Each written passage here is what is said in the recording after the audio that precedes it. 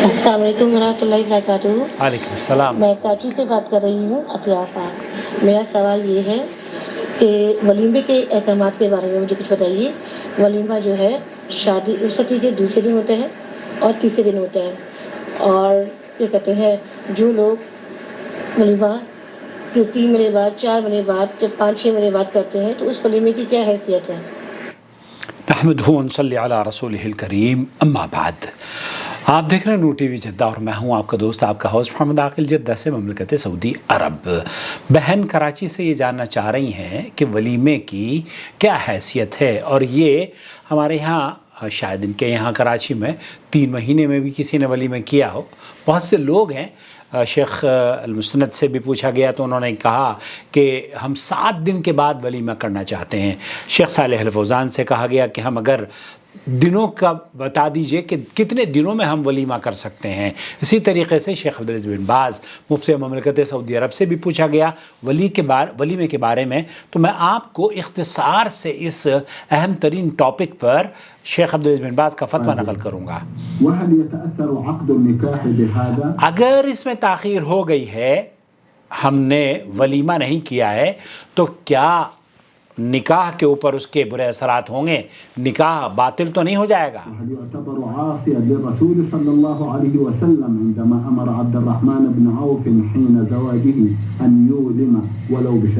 آپ علیہ السلام نے جب کہ حکم دیا ہے عبد الرحمن ابن عوف رضی اللہ تعالی عنہ کو کہ آپ ایک جانور یا ایک بکرے سے ہی آپ کو چاہے ولیمہ کرنا پڑے تو آپ ولیمہ کریں، جب یہ امر ہے تو اگر کسی نے نہیں کیا تو کیا وہ گنہگار ہوگا؟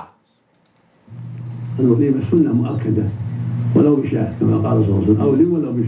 بشات۔ آپ علیہ السلام نے، جیسے کہ احادیث میں آیا ہے، اللہ کے رسول صلی اللہ علیہ وسلم نے متعدد احادیث ہیں اس سلسلے میں۔ حضرت انس بن مالک سے روایت ہے، عبد الرحمن بن عوف اس حالت میں رسول اکرم صلی اللہ علیہ وسلم کے پاس تشریف لائے کہ ان کے اوپر زرد خوشبو کی علامت تھی۔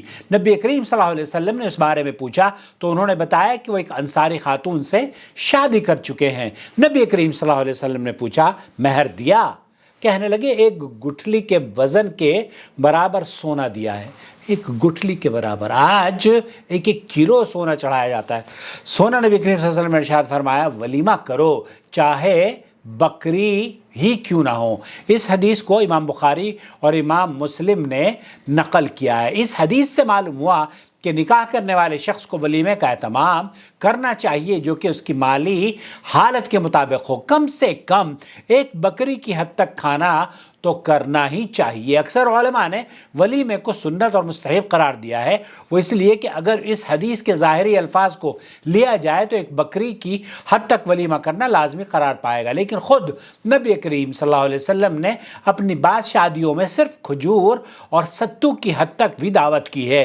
اس لیے علماء کے اس قول کو ترجیح حاصل ہے کہ ولیمہ سنت ہے۔ ولیمہ اصل میں لغوی معنی اجتماع کے ہیں، اس سے مراد میاں بیوی کا جمع ہونا۔ اس لحاظ سے ولیمہ شادی کے بعد کی دعوت کے لیے خاص طور پر استعمال ہوتا ہے، لیکن عمومی طور پر کسی دوسری ضیافت کے لیے بھی ولیمے کا لفظ استعمال ہو سکتا ہے۔ ولیمے کے اہتمام میں اس بات کا بھی لحاظ رکھا گیا ہے کہ نکاح کے اعلان عام ہو جائے۔ خواتین کو نکاح کے موقع پر جو دف بجانے کی اجازت دی گئی ہے اس میں بھی حکمت یہی ملحوظ ہے۔ جہاں تک ولیمے کا وقت کا تعلق ہے تو علماء کی مختلف آراء اس سلسلے میں ملتی ہیں، یعنی نکاح کے وقت ولیمہ کرنا یا خاتون کی رخصتی سے قبل یا خاتون کی رخصتی کے بعد، جبکہ میاں بیوی کا تعلق قائم ہو چکا ہو، یعنی تینوں طرح جائز ہے۔ یہاں نبی کریم صلی اللہ علیہ وسلم نے اپنے نکاح اور صحابہ کے واقعات سے تیسری حالت کی تائید بھی کی ہوتی ہے۔ عبد الرحمن ابن عوف کے متعلق اس واقعے کو جو اوپر حدیث میں آیا ہے، اس بات کی صراحت ملتی ہے کہ خاتون کی رخصتی ہو چکی تھی، تب عبد الرحمن ابن عوف نے ولیمہ اللہ علیہ السلام نے بیان فرمایا تھا۔ حضرت زینب بنت جحش کا ولیمہ بھی نکاح سے اگلے دن ہوا تھا، جو کہ حضرت انس کے ان الفاظ سے معلوم ہوتا ہے کہ نبی کریم صلی اللہ علیہ وسلم نے ان کے ساتھ بحیثیت دلہن صبح کی پھر لوگوں کی دعوت کی اور انہوں نے کھانا کھایا۔ تو اگلے دن آپ علیہ الصلوۃ والسلام نے اپنی شادی کا ولیمے کی دعوت کا اہتمام کیا۔ اسی طریقے سے شیخ صالح الفوزان سے پوچھا گیا تو انہوں نے کہا کہ جو شادی کے معروف دن ہوتے ہیں نا، 1-2 دن، ان دنوں میں ولیمہ کیا جا سکتا ہے اور یہ سنت عمل ہے۔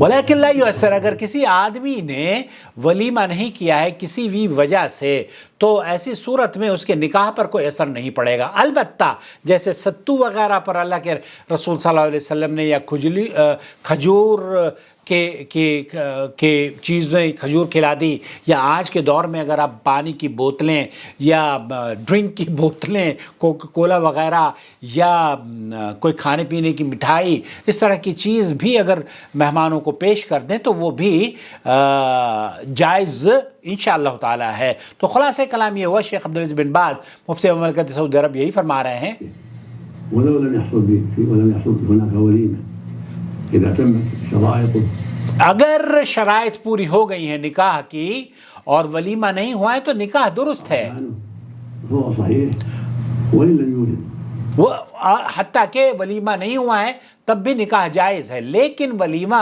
نبی کریم صلی اللہ علیہ وسلم کے الفاظ سے بہت سے اہل علم نے کہا ہے کہ یہ بہت ہی اس پہ شدید الفاظ ہیں۔ اللہ کے رسول صلی اللہ علیہ وسلم نے فرمایا ہے کہ ایک بکری سے ہی چاہے ولیمہ کرو، تو ایک بکری سے ہی، اس کا مطلب یہ ہے کہ اس کی اہمیت کو اجاگر کیا گیا ہے۔ كونه يولد بما تيسر هو السنة وهو الذي ينبغي۔ تو خلاصہ کلام یہ ہے کہ ولیمے کا مقصد یہ ہے کہ آپ اعلان کریں۔ اب 7 دن کے بعد جو ولیمہ کیا جاتا ہے، یا بہت سے لوگ کیا کرتے ہیں کہ پہلے ولیمہ کر دیا 1 دن کے بعد، پھر اس کے بعد 7 دن کے بعد، یا پھر 3 مہینے کے بعد، جس طریقے کی رسمیں مختلف شہروں میں پائی جاتی ہیں، مختلف ممالک میں ثقافتیں پائی جاتی ہیں، یہ ثقافت ہو سکتی ہے، اسلام سے اس کا کوئی تعلق نہیں ہے۔